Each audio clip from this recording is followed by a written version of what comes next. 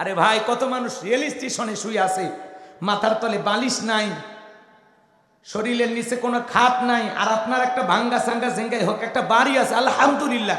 ঘুমানোর একটা খাট আছে, বিছানা আছে, আলহামদুলিল্লাহ। আপনি ছোটখাটো ব্যবসায়ী, আলহামদুলিল্লাহ। যেভাবে হোক, রিক্সা চালক, ভ্যান চালক, আপনি আলহামদুলিল্লাহ। মাঠে কাজ করেন, আলহামদুলিল্লাহ। এই যে আপনি মালয়েশিয়া প্রবাসী, সৌদি আরব প্রবাসী, আলহামদুলিল্লাহ। এই বিদেশে যাওয়ার কত মানুষ স্বপ্ন দেখে, কথা বলেন ঠিক কিনা? এই যে হাসপাতালের বেডে কত মানুষ শায়িত আছে, ওখানে আল্লাহ রাখলেন না। এই যে মাহফিলে আসার, সুস্থ শরীরে হেঁটে আসার তৌফিক আল্লাহ দিয়েছেন, কেন শুকরিয়া আদায় করবেন না? কেন? ভাই আপনারা সবাই কেমন আছেন? আলহামদুলিল্লাহ। আর এমনও মুসলমানের চাচামিয়া খবর কি, না মরে বেঁচে আছি, বা আল্লাহ নেয়ও না, জীবন আর ভাল লাগে না। এটা কথা, কথা বলেন, এটা কথা? মুসলমান এরকম কথা বলতে পারে? আপনি বলেন আলহামদুলিল্লাহ, আল্লাহ ভালো রেখেছেন। আপনার মতো বৃদ্ধ মানুষ এত ভালো আছেন, চলতে পারেন, খাইতে পারেন, উঠতে পারেন, তারপরে বলে না মরে বেঁচে আছি। কথা বলে না? অনেক যুবককে যখন বলা হয় দোস্ত কেমন আছে, আসি কোনো মতো, গরিবের জীবন, এটা কথা রে ভাই। আপনি কি বলবেন? যে অবস্থায় থেকে, জীবনের যে পরিবেশ পরিস্থিতিতে থাকেন না কেন, সুখে থাকি দুঃখে থাকি, সর্বাবস্থায় জবান দিয়ে প্রশংসা হবে কার? চিৎকারে মেরে বলুন আলহামদুলিল্লাহ। একটু মনোযোগ দিয়ে শোনেন, কথার গভীরে যেতে হবে। প্রশংসা কেন আদায় করবেন না? কেন আদায় করবেন না? আল্লাহ এত নিয়ামত আপনাকে আমাকে দিয়েছেন, নিয়ামতের শুকরিয়া আদায় করলে লাভ না লস? আমার আল্লাহ বলেন লাইন শাকারতুম লাযিদান্নাকুম ওয়া লাইন কাফারতুম ইন্না আযাবি লাশাদীদ। আমার আল্লাহ ডেকে বলেন, যারা নিয়ামত পাওয়ার পরে শুকরিয়া আদায় করে, কৃতজ্ঞতা প্রকাশ করে, আমি আল্লাহ পাক তাদের নিয়ামত গুলোকে বাড়াইয়া দেই।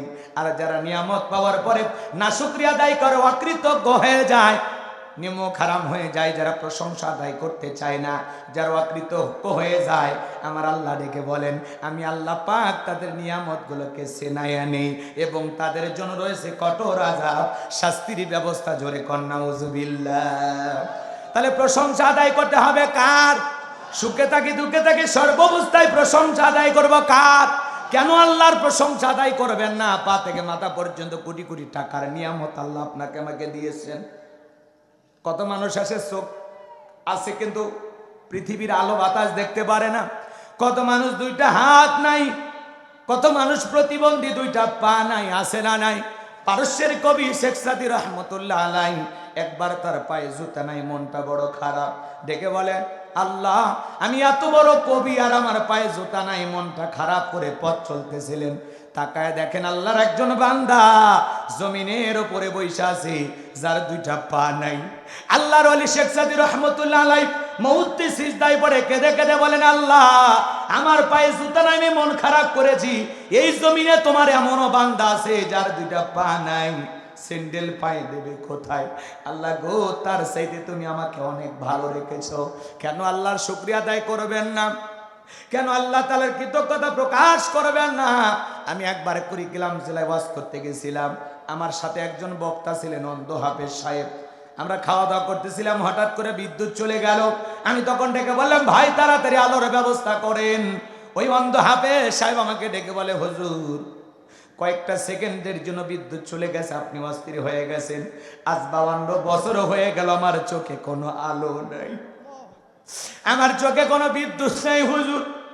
আমার যে মা আমারে জন্ম দিয়েছে, মাটা দেখতে কেমন আমি জানি না, আমার বাবা দেখতে কেমন আমি জানি না।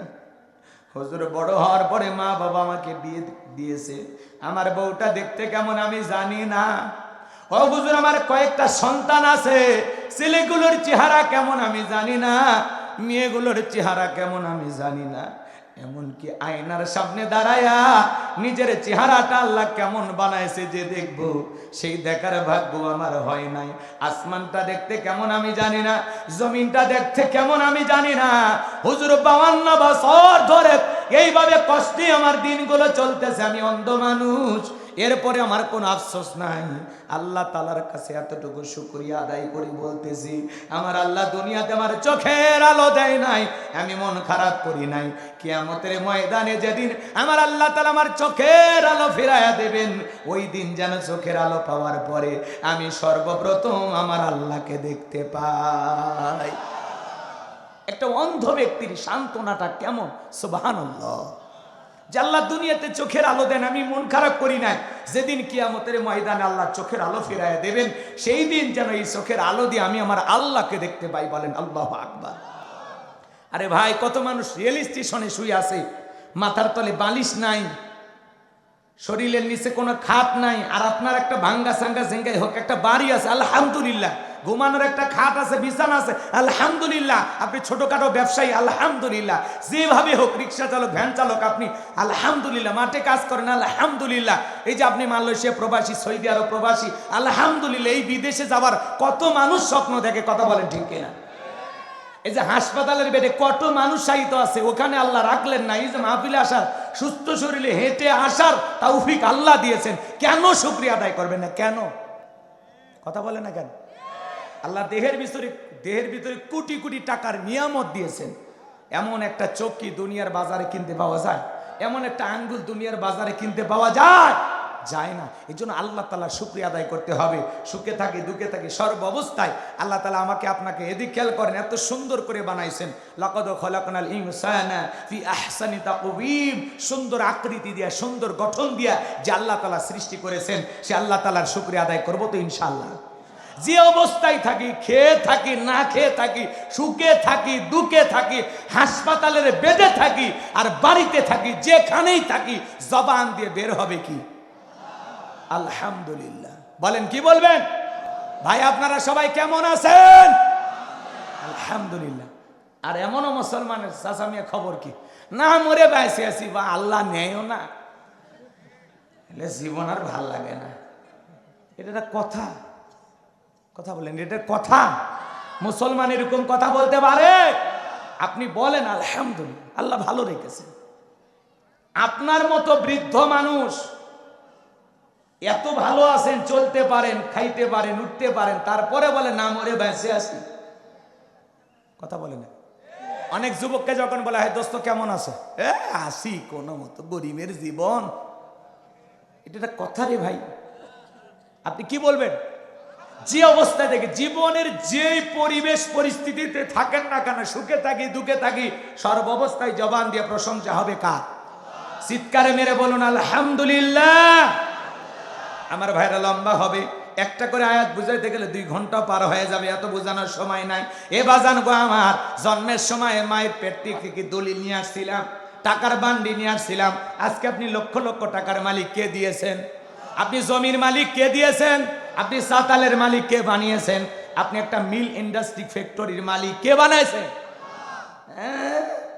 আল্লাহর প্রশংসা আছে না? একে ল্যাংটা হয়ে দুনিয়াতে আসছিল, ল্যাংটা হয়ে। আজ কোটি কোটি টাকার মালিক, তোমার হাজার হাজার কর্মচারী তোমার সালাম দেয়, সালাম আলাইকুম। এত ভালো অবস্থানে আছে, তাও জবান দিয়া আল্লাহর প্রশংসা আসে না? ইন্নাল ইনসানা লিরাব্বিহি লাকানুদ। আল্লাহ বলেন মানুষ বড় অকৃতজ্ঞ।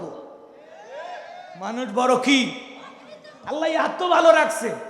আপনি চেয়ারম্যান, আপনি শুকরিয়া আদায় কেন করবেন না? কত মানুষ মার্কা নিয়ে দাঁড়াইতে দাঁড়াইতে কবরে যায়, তাও পাস করে। আল্লাহ আপনারে চেয়ারম্যান বানাইছে, আলহামদুলিল্লাহ কর। আল্লাহ আপনারে মেম্বার বানাইছে, আলহামদুলিল্লাহ কর। আপনার জবান দিয়ে শুকরিয়া আসে না? প্রশংসা